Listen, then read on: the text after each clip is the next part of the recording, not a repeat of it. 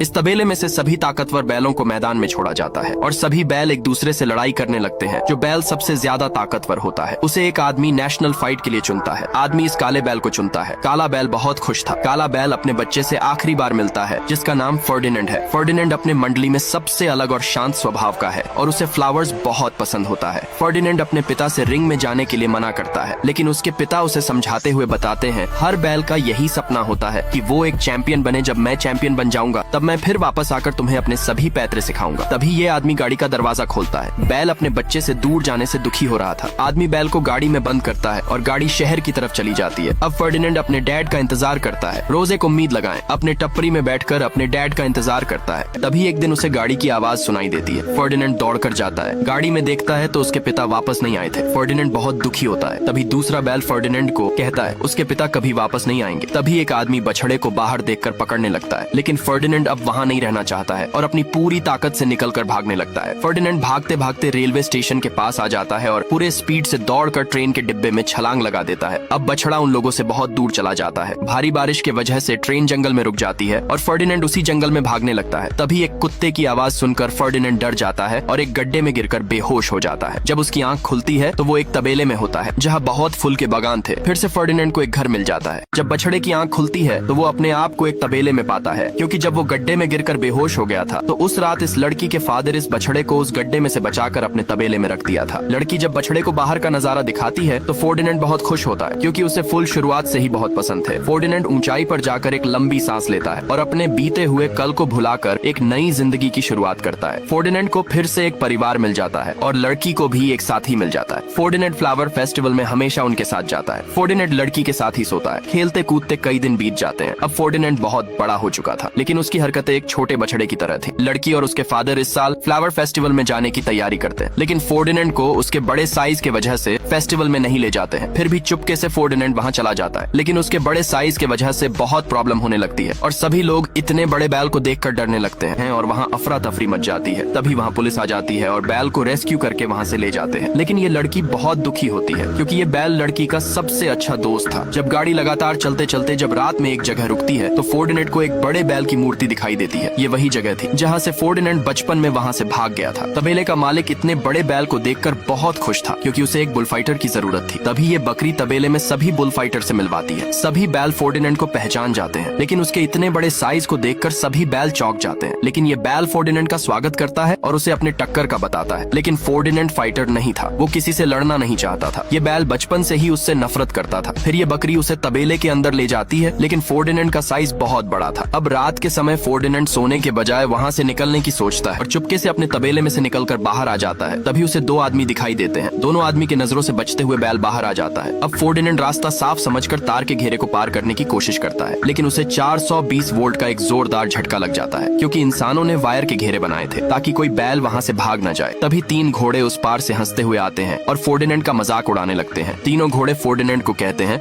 ये जगह हम शानदार घोड़ों का है, अगर तुम अगली बार से इस पार आने की कोशिश करोगे तो हम इंसानों को बता देंगे। फर्डिनेंड दुखी निराश होकर वापस तबेले में चला जाता है। अगली सुबह तबेले में एक आदमी कार से आता है। ये आदमी कोई और नहीं, ये वही आदमी है जो हमेशा बुल फाइट के लिए एक बुल सेलेक्ट करता है और कमजोर बैल को मार देता है। लेकिन इन सभी बैल को ये नहीं पता था। तबेले का मालिक सभी बैल को मैदान में छोड़ने को कहता है। सभी फाइटर बैल खुश थे, लेकिन फर्डिनेंड खुश नहीं था, क्योंकि वो सिर्फ अपने घर जाना चाहता था। जब सभी बैलों को मैदान में छोड़ा जाता है तो फर्डिनेंड लड़ने के बजाय बच रहा था। उसे लड़ने के लिए बकरी भी उकसाती है, लेकिन वो लड़ना नहीं चाहता था। तभी बुल सेलेक्ट करने आया। आदमी तबेले के मालिक से कहता है तुम्हारे बुल्स में जोश और ताकत की बहुत कमी है। ये कहकर जाने लगता है। तभी तबेले का मालिक उस आदमी से एक दिन का मौका और मांगता है, लेकिन दूसरी तरफ फर्डिनेंड सिर्फ यहाँ से भागने का प्लान बना रहा था और एक रात सभी बैल को जगाकर उनको यहाँ से अपने साथ भागने को कहता है। लेकिन ये सनकी बैल फर्डिनेंड की एक नहीं सुनता है और उसे डरपोक और कमजोर बैल समझकर उससे लड़ाई करने लगता है। सनकी बैल फर्डिनेंड को एक जोरदार धक्का मारता है, जिससे दोनों तबेले के बाहर आ जाते हैं। ये बैल फर्डिनेंड को बार बार लड़ने के लिए उकसाता है, लेकिन फर्डिनेंड उससे नहीं लड़ना चाहता था। तभी ये बैल फर्डिनेंड से लड़ने लगता है। ताकतवर फर्डिनेंड के एक झटके से सनकी बैल का एक सिंग टूट जाता है। तभी ऊपर से वही आदमी फर्डिनेंड को फाइट के लिए चुनता है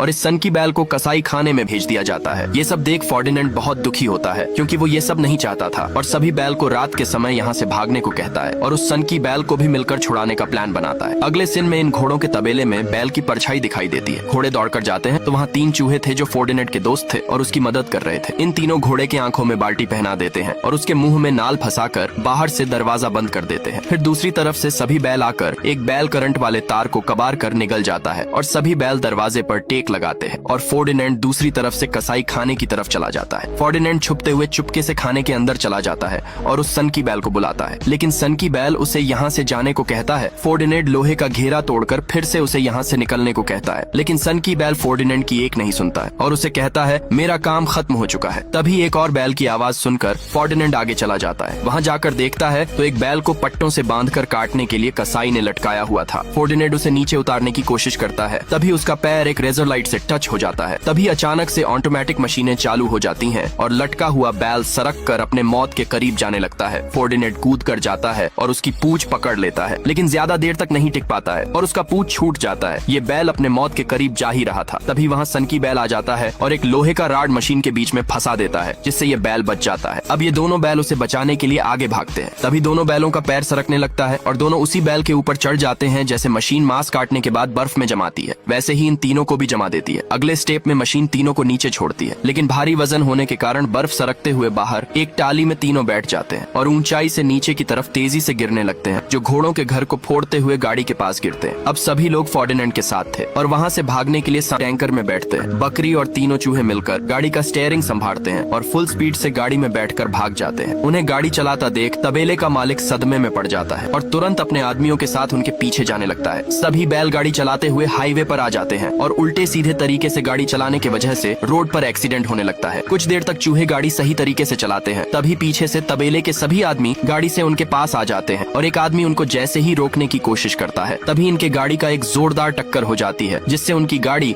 हाईवे के उस पार पलट जाती है। ये सभी बैल आगे जाकर एक बहुत बड़े जाम में फंस जाते हैं। सभी बैल रास्ता साफ होने का वेट कर ही रहे थे, तभी पीछे से बैल का मालिक आ जाता है। आदमी को पास आता देख सभी बैल गाड़ी में से निकलकर ट्रैफिक नियमों की धज्जियां उड़ाते हुए भागने लगते हैं, जिससे मार्केट में अफरा तफरी मच जाती है। बैल भागते हुए रेलवे स्टेशन के पास आ जाते हैं और एक रेल के सबसे लास्ट वाले डिब्बे पर सभी बैल चढ़ जाते हैं, लेकिन फर्डिनेंड उस पर नहीं चढ़ता है और अपने आप को उनके हवाले कर देता है।